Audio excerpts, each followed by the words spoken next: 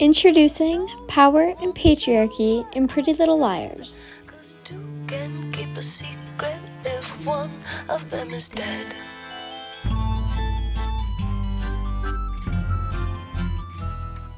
In a town full of secrets, 4 girls are being watched, manipulated, and controlled. Pretty Little Liars might look like a glossy teen thriller, but underneath the murder mystery and drama lies a story about girlhood, control, and the limits of female power. This video explores how the show subverts or reinforces traditional gender roles, especially in how it portrays women in positions of power. As the liars try to reclaim control over their lives, they're not just fighting A, they're fighting a culture that punishes women for stepping outside the lines. We should have never unblocked our phones. Open the attachment. Let's start with the central question. Do the liars truly break free from gendered constraints, or are they being punished for trying? Each protagonist offers a different angle. Spencer Hastings is brilliant, strategic, and outspoken. She's the classic overachiever, but one whose ambition is constantly pathologized. She's too intense, too cold, and too much. Her intellect is framed as intimidating, even dangerous. Spencer, what makes you so sure you're gonna win the competition?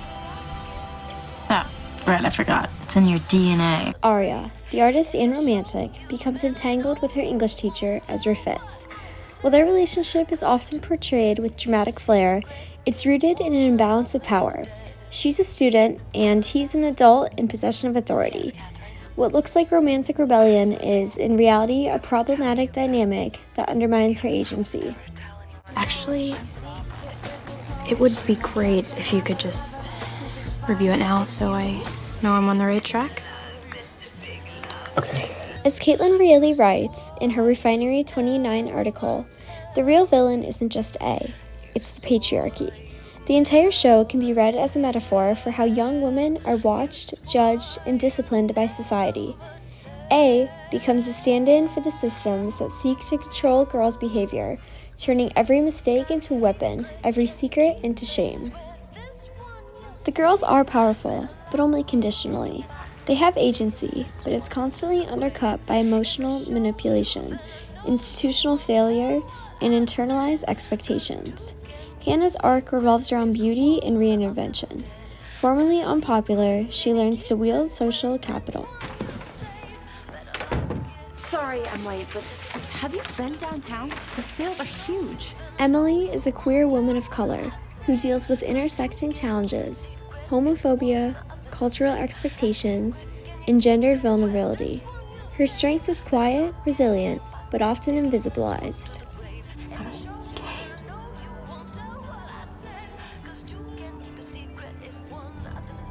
I'm gay. These portrayals reflect a broader tension. Women are allowed to be strong, but only if they're still likable, still soft, still feminine, in the right ways. And when they stray too far, they're punished by A, by the law, and by their own families. Now let's discuss girlhood as surveillance and spectacle. One of the most chilling aspects of Pretty Little Liars is how normalized surveillance becomes. The girls are constantly watched, not just by A, but by parents, teachers, law enforcement, and each other.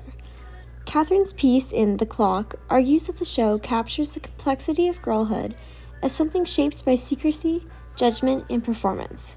Teen girls are expected to be perfect, polished, polite, and always in control. But perfection is a prison, and the girls' private lives become public currency. The show literally turns their trauma into entertainment, both for viewers and for A. Girlhood isn't just lived, it's performed, surveilled, and commodified.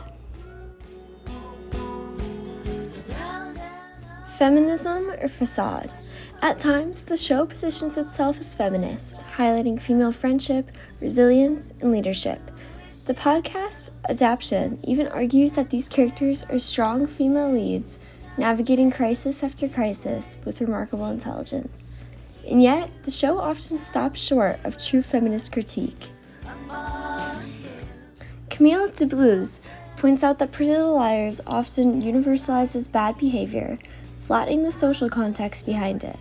Instead of directly addressing the systems that produce gender trauma, the show focuses on individual trauma and personal morality. In doing so, it markets trauma as entertainment, stripping it of its deeper structural causes. Gendered power struggles become plot devices rather than social critiques. Still, Pretty Little Liars has its moments of power and truth. The girls, despite everything, keep fighting. They support each other. They solve mysteries. They survive. But that survival often comes at a cost. Their victories are rarely celebrated. Their trauma is rarely relieved. And the systems that hurt them, schools, family, law enforcement, remain broken. The show doesn't always give them justice, but it gives them depth, complexity, humanity. Pretty Little Liars may be fictional, but the fears it explores are real. The loss of control, the fear of exposure, and the pressure to be perfect. It critiques the system that traps women, and sometimes it reinforces them. That contradiction is uncomfortable, but it's also honest. Because power, for women, is rarely clean, it's negotiated, compromised, and often threatened. The liars don't always win, but they persist. And maybe that's the real message. In a world that constantly tries to silence you, survival is often its own kind of rebellion.